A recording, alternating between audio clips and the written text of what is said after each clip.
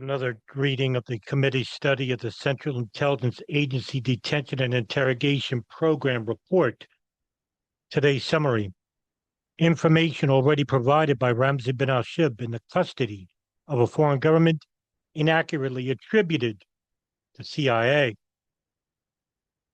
CIA records indicate that the CIA interrogators at Detention Site Blue questioning Ramzi bin Al-Shibh were unaware of the intelligence bin Al-Shibh had previously provided in foreign government custody, even though redacted, and the intelligence from those interrogations had been disseminated by the CIA.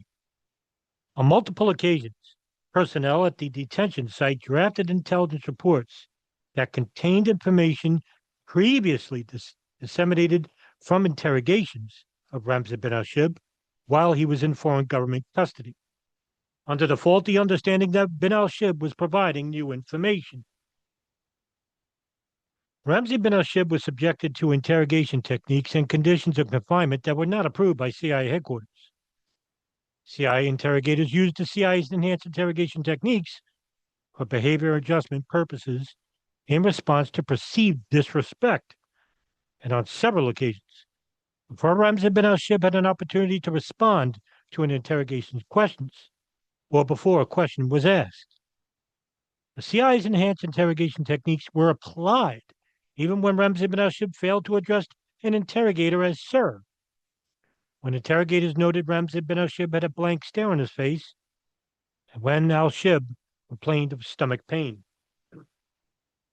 Further, despite CIA policy at the time to keep detainees under constant light for security purposes, Ramzi bin Al-Shibh was kept in total darkness to heighten his sense of fear.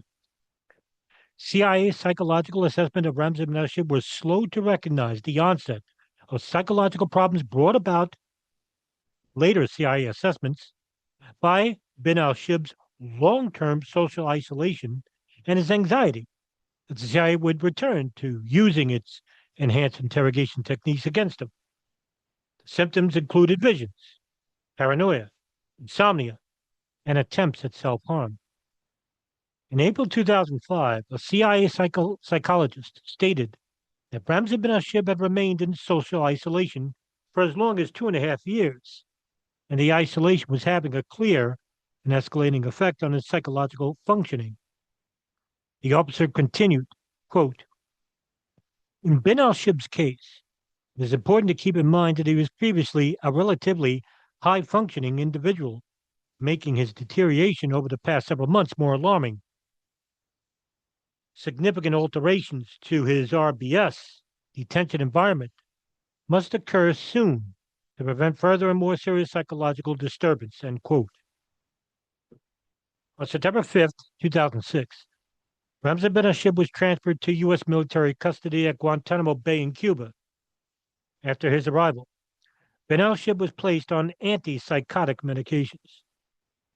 CIA disseminated 109 intelligence reports from the CIA interrogations of Ramzi bin Al-Shibh.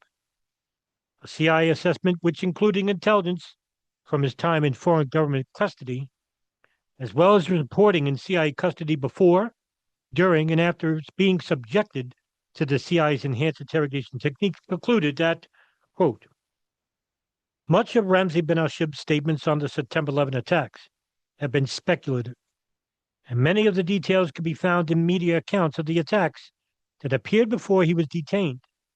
In the few instances where his reporting was unique and plausible, we cannot verify or refute the information. He has been sketchy on some aspects of the 9/11 plot, perhaps in his order to downplay his role in the plot. His information on individuals is non-specific. He has given us nothing on the Saudi hijackers or others who played a role. The overall quality of his reporting has steadfastly declined since 2003." End quote. What are believed to be the only remaining recordings made within the clandestine terrorist prison system established after 9/11 have been discovered. Tapes showing the interrogation of accused 9/11 plotter Ramzi bin Al-Shibh were discovered under a desk at the CIA's Counterterrorism Center. The questioning happened in 2002 at a facility in Morocco. Sources tell Fox these tapes were made by the Moroccan government and were not part of the CIA's enhanced interrogation program. It is believed other recordings of prisoners being questioned